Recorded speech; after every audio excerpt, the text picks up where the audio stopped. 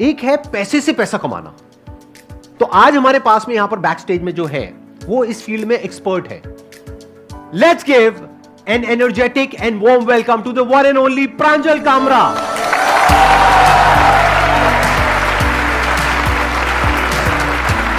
अरे अरे ये सब मत करो यार, ये सब मत करो, गले मिलो आप।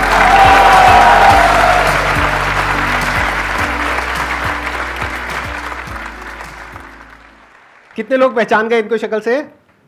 सब पहचानते हैं आपको। जब इन्होंने हमको ईमेल किया और हमारी टीम ने बताया कि आने वाले हैं, तो पहले मैंने कुछ वीडियोस आपकी देखी थी, लेकिन अभी पिछले कुछ दिनों में तो काफी सारी देख ली। तो मैंने एक चीज ऑब्जर्व करी इनके बारे में जो बहुत ही अच्छी क्वालिटी है, वो ये है कि ज्यादातर लोग स्टॉक मार्केट में जो बात करते हैं वो दो तरीके से करते हैं। या तो इट्स ड्रिवन बाय ग्रीड और बाय फियर। यानी कि अगर आप अपने घर में जाकर के किसी से बात करोगे कि भाई स्टॉक मार्केट में पैसा लगाना है, तो क्या मिलता है सामने से? पैसा डूब जाएगा, बर्बाद हो जाओगे, लुट जाओगे, ये हो जाएगा, वो हो जाएगा। जो उन्होंने कहानियां सुनी है, आपको भी 10-15 कहानियां सुना देंगे और आपको डरा देंगे। तो या तो लोग डर से ऑपरेट करते हैं। दूसरी एक एक्सट्रीम है जो मैंने देखा यूट्यूब पे बहुत लोग कर रहे हैं, वो है डेली बेसिस पे आपको टिप देते रहते हैं कि आज ये खरीद लो, ये कल इतने का हो जाएगा, परसों इतने का हो जाएगा। उनसे पूछो आपने खुद खरीदा है? तो खुद नहीं खरीदते, टिप देते हैं और फिर लोग फंस जाते हैं। इसको बोलते हैं स्पेक्यूलेशन। पर जो स्टॉक मार्केट का असली मतलब है वो है कि आप एक कंपनी के अंदर शेयर होल्डर बन रहे हो। मतलब उस कंपनी के जब आपके पास में शेयर्स आते हैं तो एक्चुअल में आप मालिक हो उस कंपनी के।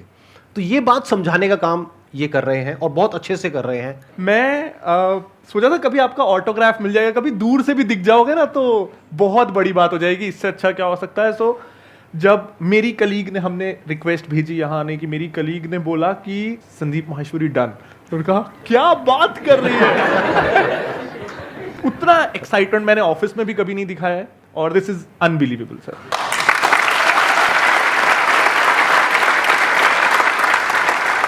आपने और जो वीडियोस आई है इस सीरीज की वो भी देखी होंगी आपने? जी सर, अभी लेटेस्ट जैसे MBA चाय वाला की आई और अमन धत्रवाल और हिमांशी देखी थी सर। लेकिन उसमें ये नहीं पता चलता है सर कि एकदम स्टेज पे ले आते हैं।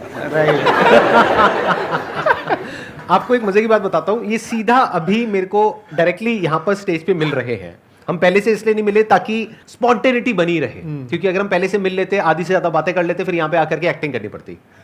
अच्छा, आपका इसके बारे में क्या ख्याल है? तो वो नकली हो जाता है। अभी जो कुछ होगा असली होगा। आप लोग मुझसे पहली बार मिल रहे हो यहाँ पर, पहले हम कभी नहीं मिले। कितने हैं जो पहली बार मेरा लाइव सेशन अटेंड कर रहे हैं? ऑलमोस्ट सब। और ये भी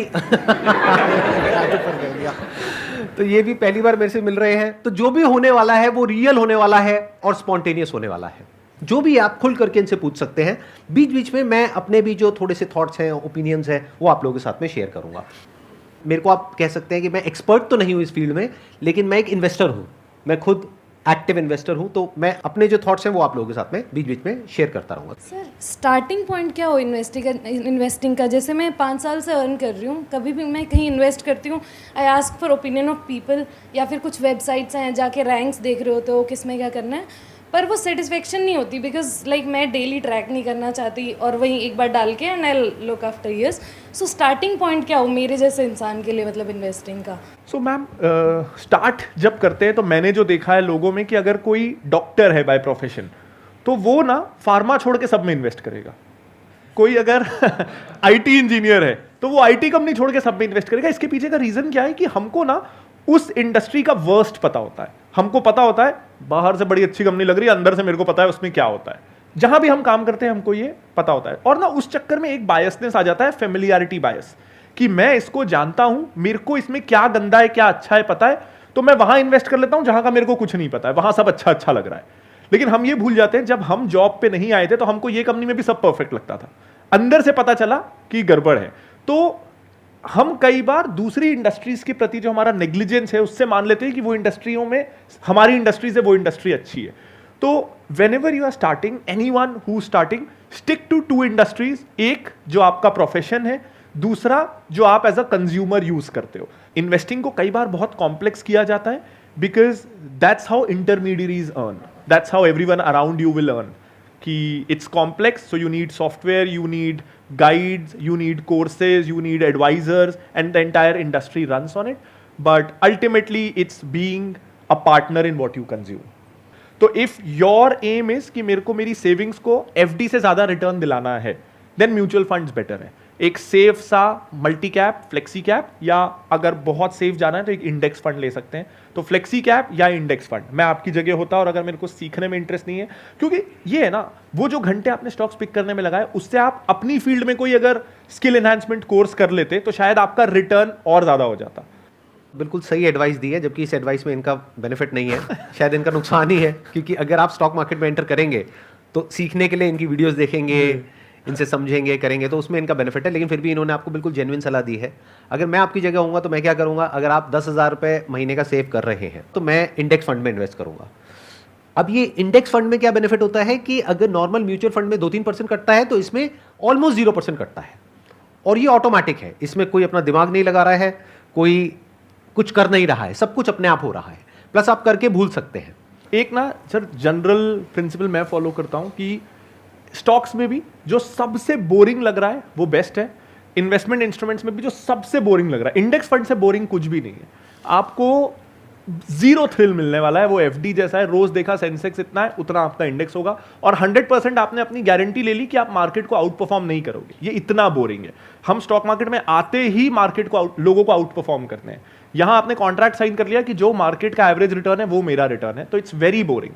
लेकिन हमेशा ये ध्यान रखिएगा, फाइनेंशियल इंस्ट्रूमेंट्स में most boring is the best. Insurance, कितना भी आपको बोला जाए कि मनी बैक, प्रीमियम बैक, ये बैक, सिंपल टर्म प्लान जिसमें हर साल आपको 10,000 रुपए देने हैं, आपको 1 करोड़ का insurance, it's the best insurance. तो फाइनेंस का ये थंब रूल है, जो भी प्रोडक्ट आपको बेचा जा रहा है वो मत लीजिए, और जो सबसे बोरिंग लग रहा है वो ले लीजिए।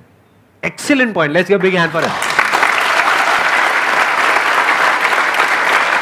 ये इन्होंने बहुत बड़ी बात बोली है, अगर आपने ध्यान से सुनी है, समझी है। आप में से कितने लोग एक्टिवली म्यूचुअल फंड्स में और इधर उधर इन्वेस्ट करते हैं? बहुत कम। बाकी जो नहीं करते हैं वो एक बार हाथ ऊपर करिए। तो आप अपना पैसा कहां रखते हैं? सेविंग्स अकाउंट में? ये महाबेवकूफी है। ऐसा है भाइयों और बहनों, अपना पैसा कभी भी सेविंग्स अकाउंट में नहीं रखते हैं। उसका लॉजिक क्या है वो ये बताएंगे कि वहां पे जो 2-3% मिलता है उसकी वजह से क्या हो रहा है, क्या आप अपना पैसा बढ़ा रहे हो या घटा रहे हो। 6-8 महीने का पैसा, जो अगर आपका भगवान ना करे जॉब जाए या कुछ भी हो, तो 6-8 महीने के आपके खर्चों का पैसा, अगर आपके घर चलाने का खर्च 30,000 है तो 1.5 लाख रुपए, 2 लाख रुपए आपके पास होना चाहिए लिक्विडिटी में। हालांकि वो भी आप लिक्विड फंड में रख सकते हो, ऐसी एफडी में रख सकते हो जो फ्लेक्सिबल हो। तो पहला, जो सेविंग्स वाले भी हैं उनका अपन पहला स्टेप करते हैं कि आई एम श्योर आपने अभी तक कोविड में इतने वीडियोस सबने बना लिए, उसके बाद भी अगर आप म्यूचुअल फंड में शिफ्ट नहीं हुए तो कुछ मेंटल ब्लॉक है, इसमें कुछ भी सही गलत नहीं है। तो अपन सबसे सिंपल स्टेप पहले करते हैं कि सेविंग्स अकाउंट में ना सबसे पहले तो अपने बैंक वाले को बोलो, फॉर्म एक भरो कि मेरे को पता है ऑटो स्वीप नाम की चीज होती है, उसको चालू करके दो। तो ऑटो स्वीप से ये होता है कि आपको सेविंग्स अकाउंट में एफडी वाला रिटर्न मिलता है, तो आपका रिटर्न डबल हो जाता है, 5% हो जाएगा। और सेविंग्स अकाउंट की फ्लेक्सिबिलिटी होती है, तो आप वैसे ही डेबिट कार्ड से स्वाइप कर सकते हो, एटीएम से निकाल सकते हो, जितने दिन वो पैसा रहा अकाउंट में उतने दिन उसमें एफडी का इंटरेस्ट मिलेगा। तो सेविंग्स अकाउंट में भी, इनफैक्ट करंट अकाउंट, हम सब मान के बैठते हैं कि 0% मिलेगा। कितने लोगों का करंट अकाउंट है यहाँ? बिजनेस वाले सबको 0% मिल रहा है। तो करंट अकाउंट में भी 5% इंटरेस्ट मिलता है। सिर्फ अपने बैंक वाले को बोलना है कि ऑटो स्वीप होता है, मुझे पता चल चुका है, मैं संदीप सर के शो में आ गया था। तो प्रांजल जी ने सारा जो आपका सीक्रेट है वो खोल दिया है। इनफैक्ट सर, जब मैं, आपने ये बोला, तो जब मैं बुक के लिए रिसर्च कर रहा था तो मुझे भी ये पता नहीं था, और मुझे पता चला कि हमारी जब रिटायरमेंट के समय जो टोटल नेटवर्थ होती है उसका 40% इस बात पे डिपेंड करता है कि हमने हमारे बचाए हुए पैसे का क्या किया।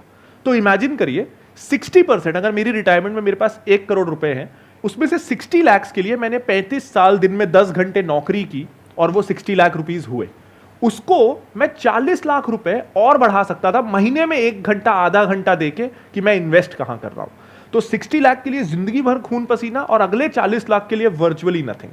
तो इन्वेस्टिंग इसलिए जरूरी है, पैसा सेविंग्स अकाउंट से बाहर निकालना इसलिए जरूरी है। सेविंग्स अकाउंट में रफली आपका पैसा 3% से हर साल कम हो रहा है, क्योंकि इन्फ्लेशन 5-6% के आसपास होती है। महंगाई बढ़ रही है, ये हम सबको पता है, सब्जियों के, पेट्रोल के, हर चीज का भाव बढ़ रहा है। तो अगर आपका पैसा उसके साथ ग्रो नहीं करेगा तो मतलब आप पहले से गरीब हो रहे हो। आज जो चीज 100 में मिल रही है, आप चाहो ना चाहो अगले साल वो 105 में मिलेगी, और वो तो मिलेगी ही। महंगाई ने अपनी एफडी करा रखी है, आप अपनी एफडी करा के 100 को 105 करोगे कि नहीं, ये आपकी चॉइस है। तो महंगाई की एफडी से मुकाबला करने के लिए हमको कम से कम वर्स्ट केस एफडी तो करनी है, तब हम बराबर है, तब हम हर साल महंगाई के बराबर है, तभी भी हम ग्रो तो नहीं कर रहे, हमारा पैसा काम नहीं कर रहा, लेकिन हम कम से कम और गरीब नहीं हो रहे। सो अब क्लियर है कि क्यों सेविंग्स अकाउंट सफिशिएंट नहीं है। सेविंग्स अकाउंट आपको हर साल 2.5-3% पहले से गरीब कर रहा है। मतलब आज जो 10 लाख की वैल्यू है वो 20 साल बाद 30 लाख की वैल्यू होगी, तो आपको दिमाग ये लगाना है कि मैं 1 करोड़ कैसे करूं। सिंपल अगर कैलकुलेशन बोला जाए, अगर आप 10,000 रुपए महीना किसी म्यूचुअल फंड में या किसी इंडेक्स फंड में आंख बंद करके लगाते रहते हो बिना ये दिमाग लगाए कि मार्केट क्या है क्या नहीं है, तो अगले 20 साल में इट्स एज पर कैलकुलेशंस, और ऐसे बहुत सारे कैलकुलेटर्स हैं, आप गूगल में जाकर के सर्च कर सकते हैं। अगर आप 10,000 रुपए महीना लगाते रहेंगे और उस पर 12% भी रिटर्न आती है, तो अगले 20 साल में आपके पास में 1 करोड़ रुपए होगा। अगर मैं आपकी जगह होऊंगा तो मैं क्या करूंगा, ना मैं मार्केट देखूंगा, ना मैं इधर उधर दिमाग लगाऊंगा, मैं सिर्फ ये देखूंगा वॉरेन बफेट ने क्या कहा है। क्योंकि वो इंसान जिसकी खुद की कंपनी है, वो ये नहीं कह रहे कि सारा पैसा हमारी कंपनी में लगाओ, वो ये कह रहे हैं कि आप इंडेक्स फंड में लगाओ। और वो प्रैक्टिकली कई बार प्रूव भी कर चुके हैं इस कॉन्सेप्ट को कि जो एवरेज रिटर्न आती है म्यूचुअल फंड्स के थ्रू, कईयों में ज्यादा आती है, कईयों में कम, but more than 80% of the times index fund उसको बीट कर देता है। And more than 90% of the times कि जो आप इंडिविजुअली इन्वेस्ट कर रहे हो उसको इंडेक्स फंड बीट कर देगा। राइट? बिल्कुल। इसमें आपका नुकसान तो नहीं हुआ ना जो मैंने बोला? बहुत नुकसान हुआ। तो अगले 20 साल बाद आपके अकाउंट में होगा 1 करोड़ रुपए, जिस तरह से मैंने बताया है। तो उसमें से मेरा कितना है और इनका कितना है? सर 1% तो बनता है। आफ्टर दिस सेशन डील करते हैं। आफ्टर दिस सेशन डील करते हैं, मतलब नेगोशिएट करोगे? अरे हम 1% मांग रहे हैं, ज्यादा नहीं मांग रहे। मतलब 20 साल बाद 1 लाख रुपए आप मेरे को दोगे और 1 लाख रुपए इनको दोगे। यहाँ पे अभी बैठे हैं, ये लालची हो रहे हैं, मैंने टोटल 1% बोला। यहाँ पर इतने सारे लोग बैठे हैं, अगर सब ऐसा कुछ करने वाले हैं तो सबसे आधा % भी अगर हमको मिल गया 20 साल बाद, हाँ, तो हमारा तो काम हो गया। मोनिका मैम, किसी को जाने मत दीजिएगा, है ना? हम पहले साइन करवाएंगे सबसे। पहले सबसे साइन करवाएंगे कि एग्रीमेंट करेंगे, उसके बाद आप लोग यहाँ से जाएंगे। एंट्री फ्री थी, एग्जिट नहीं, जस्ट लाइक म्यूचुअल फंड।